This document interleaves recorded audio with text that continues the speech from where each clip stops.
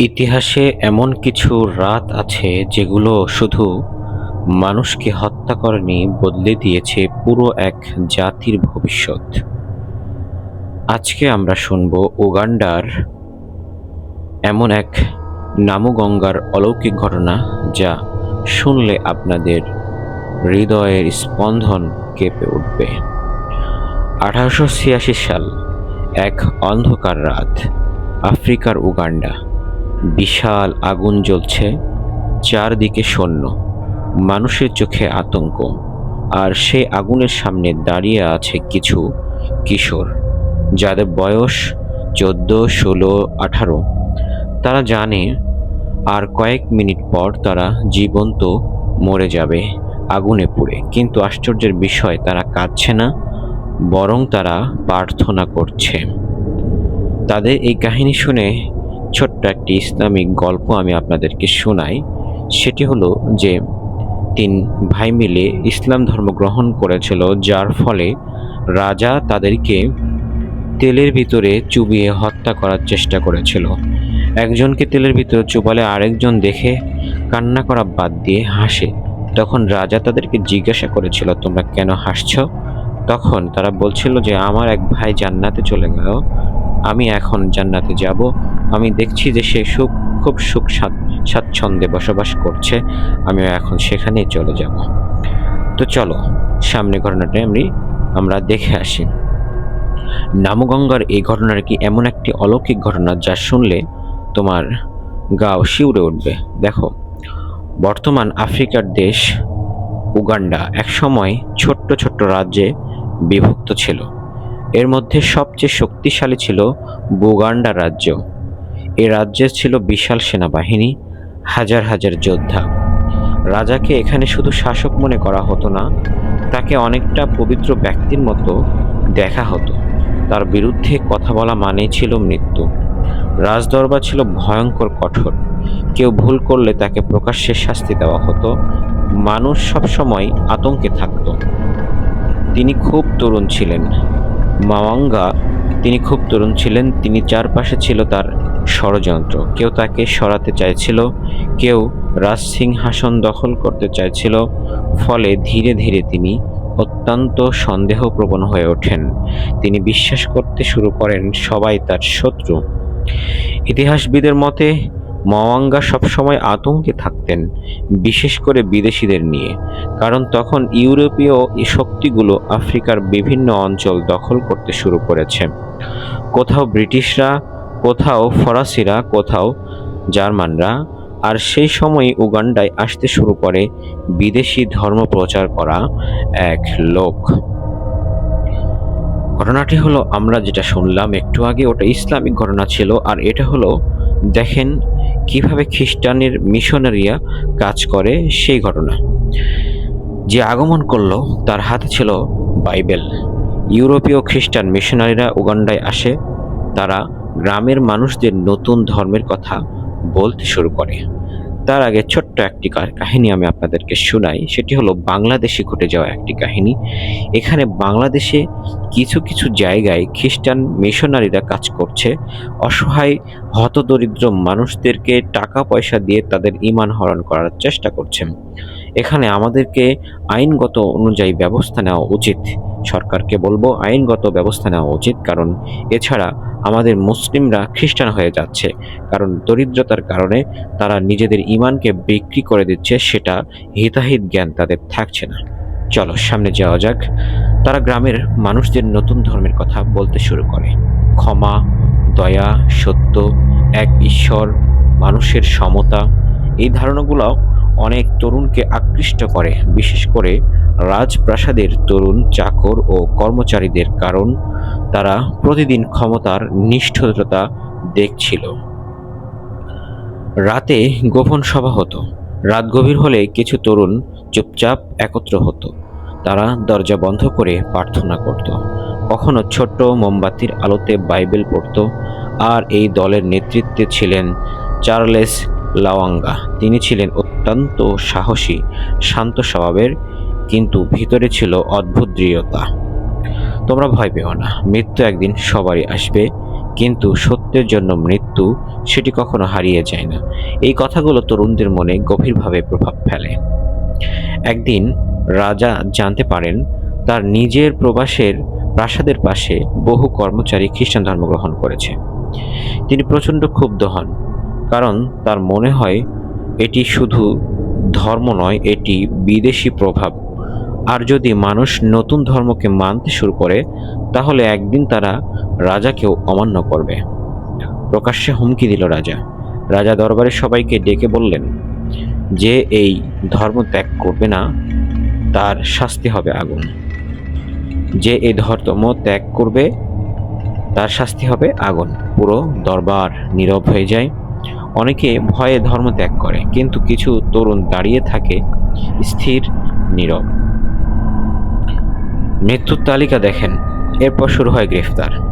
একজন একজন করে ধরে আনা হয় তরুণদের। কেউ মাত্র 13 বছরের, কেউ 16 বছরের, কেউ 20 বছরের। তাদের বেঁধে ফেলা হয়, মারধর করা হয়, অনাহারে রাখা হয়, তবুও তারা বিশ্বাস ত্যাগ করেনি। বন্দীদের নিয়ে যাওয়া হচ্ছিল নামগঙ্গার দিকে। পথ ছিল দীর্ঘ, গরম, ক্লান্তিকর, কিন্তু প্রত্যক্ষদর্শীরা বলেছিল তারা ভেঙে পড়েনি। বরং কেউ কেউ গান গাইছিল, কেউ প্রার্থনা করছিল।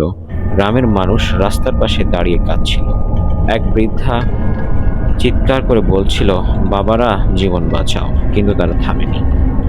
1886 সালের 3 জুন রাত নেমে এসেছে। চারদিকে মশালের আলো। বিশাল কাঠের স্তূপ প্রস্তুত। সৈন্যরা ঘিরে রেখেছে পুরো এলাকা। বন্দীদের একে একে বেঁধে ফেলা হচ্ছে। মানুষ শ্বাস বন্ধ করে তাকিয়ে আছে। প্রথমে ধোঁয়া, তারপর আগুন, ধীরে ধীরে শিখা ছড়িয়ে পড়তে লাগলো। সাধারণত এমন সময় মানুষ চিৎকার করে, কিন্তু সেই রাতে অনেকেই দাবি করে তারা প্রার্থনার শব্দ শুনেছিল। সৈন্যদের ভয়। পরে কিছু লোক দাবি করে কয়েকজন সৈন্য আতঙ্কিত হয়ে পড়েছিল, কারণ আগুনের মধ্যেও বন্দীদের মুখে আতঙ্ক দেখা যাচ্ছিল না, বরং এক ধরনের শান্তি। কেউ কেউ বলেছিল তাদের মুখে হাসি ছিল। এরপর থেকেই ছড়িয়ে পড়ে রহস্যময় গল্প। স্থানীয়রা বলতে শুরু করে সেই রাতে আকাশে অদ্ভুত আলো দেখা গিয়েছিল। কেউ বলে আগুনের ওপরে সাদা ছায়া ভাসছিল। কেউ বলে মনে হচ্ছিল আকাশ থেকে গান ভেসে আসছে। যদিও এসবের ঐতিহাসিক প্রমাণ নেই, তবুও ঘটনাটি মানুষের মনে গভীর ছাপ ফেলে। রাজা ভেবেছিল এই হত্যাকাণ্ড মানুষকে ভয় পাইয়ে দেবে, কিন্তু ফল হলো উল্টো। আরো বেশি মানুষ খ্রিস্টান ধর্ম গ্রহণ করতে শুরু করলো। মানুষ বলতে লাগলো, যারা আগুনেও ভয় পায়নি তাদের বিশ্বাস নিশ্চয়ই সত্য ছিল। খুব দ্রুত এই ঘটনা কথা ইউরোপে পৌঁছে যায়। খ্রিস্টান জগতে ব্যাপক আলোড়ন তৈরি হয়। পরে এই শহীদদের সম্মানিত ঘোষণা করে। আজও প্রতি বছর হাজার হাজার মানুষ সেখানে যায় সম্মান প্রদর্শন করার জন্য।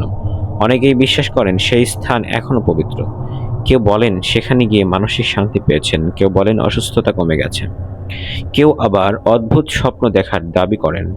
যদিও বিজ্ঞানের কাছে এসবের নিশ্চিত প্রমাণ নেই, তবুও মানুষের বিশ্বাস থেমে নেই।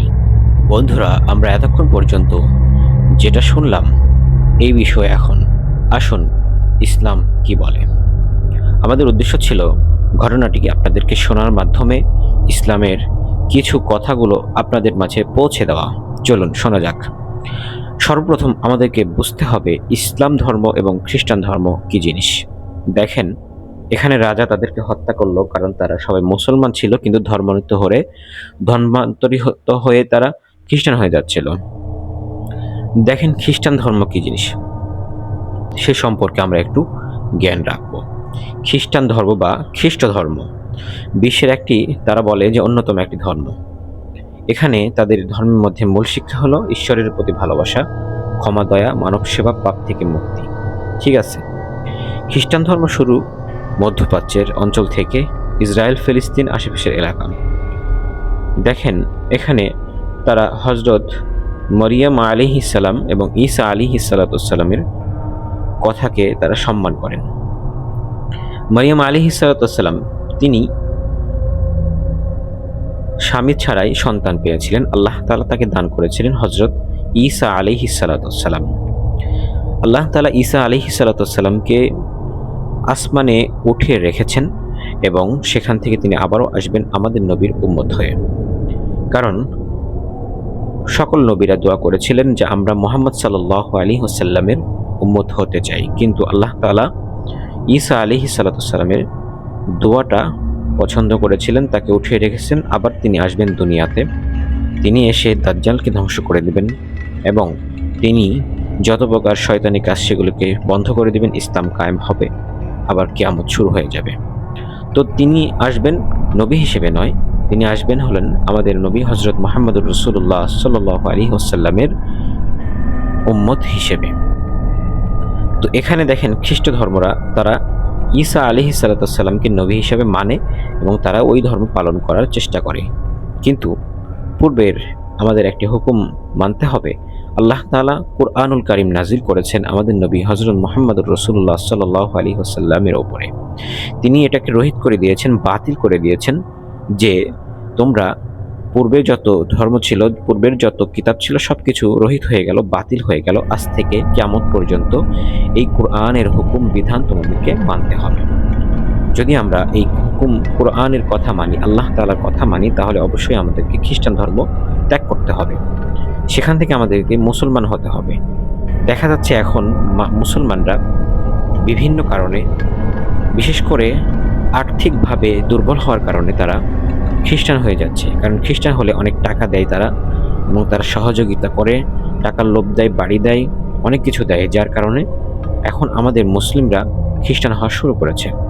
তো আমরা এই খ্রিস্টান সম্পর্কে, এই খ্রিস্টীয় ধর্ম সম্পর্কে কিছু জেনে আসি। দেখুন, যিশু শিক্ষা দেখেন, প্রায় 30 বছর বয়সে যিশু মানুষকে ধর্মীয় শিক্ষা দিতে শুরু করেন। তিনি বলতেন, মানুষকে ভালোবাসো, অত্যাচার করো না, ক্ষমা করো, গরিবদের সাহায্য করো।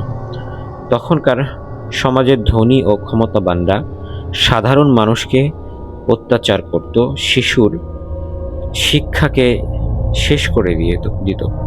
সে সময় অঞ্চলটি ছিল রোমান এম্পায়ারের অধীনে। রোমান শাসক ও কিছু ধর্মীয় নেতা মনে করলেন যিশুর জনপ্রিয়তা তাদের ক্ষমতার জন্য হুমকি, তাই তার বিরুদ্ধে ষড়যন্ত্র শুরু হয়। খ্রিস্টান বিশ্বাস অনুযায়ী এটিকে বলা হয় খ্রিস্টান ধর্মের বিশ্বাসকে নষ্ট করা। তিনি মানুষের পাপের জন্য আত্মত্যাগ করেছিলেন। খ্রিস্টানদের অন্যতম গুরুত্বপূর্ণ বিশ্বাস হল ক্রুশবিদ্ধ হওয়ার 3 দিন পর যিশু আবার জীবিত হন। এটিকে বলা হয় রিসারেকশন বা পুনরুত্থান। এই ঘটনা খ্রিস্টান ধর্মের সবচেয়ে গুরুত্বপূর্ণ ভিত্তিগুলোর একটি। দেখেন এখানে যেই কথাটা বলা হয়েছে, এই কথাটার কতটা ভিত্তি দেখেন। আল্লাহ সুবহানাহু ওয়া তাআলা বলেন যে আমি মানুষকে সৃষ্টি করেছি এবং এই মানুষকে মাটির তলে নিয়ে যাব, আবার এই মানুষকে কিয়ামতের দিন আমি উঠাবো। দেখেন, আমরা যখন মানুষকে জানাজা দিই এবং জানাজা দেওয়ার পরে মাটিতে কবরের ভিতরে শুয়ে রাখি এবং মাটি যখন দিই, তখন আমরা কোরআনের একটা আয়াত তেলাওয়াত করি, মিনহা খলাকনাকুম ওয়া ফিহা নুঈদুকুম ওয়া মিনহা নুখরিজুকুম তারাতান উখরা। এই আয়াতটির উদ্দেশ্য হলো, অর্থ হলো যে যেই মাটি থেকে তুমি সৃষ্টি হয়েছিলে ওই মাটিতেই তোমাকে রাখা হলো এবং এই মাটি থেকেই আল্লাহ তাআলা তোমাকে কিয়ামতের দিনে পুনরায় জীবিত করবেন। এর আগে কোনো মানুষ যদি বলে যে ওই মানুষটার মৃত্যু হওয়ার পরে আবার তাকে জাগানো হয়েছে, সে জীবিত হয়েছে, এটা সম্পূর্ণ ভুয়া এবং বানোয়াট কথা। তো যাই হোক, আমরা আমাদের ঈমানকে হেফাজত করার চেষ্টা করব। চারিদিকে আমাদের ঈমান নিয়ে ষড়যন্ত্র চলছে। বন্ধুরা ভালো থাকবে, সুস্থ থাকবে, দোয়া করবে, সাবস্ক্রাইব করবে। ধন্যবাদ।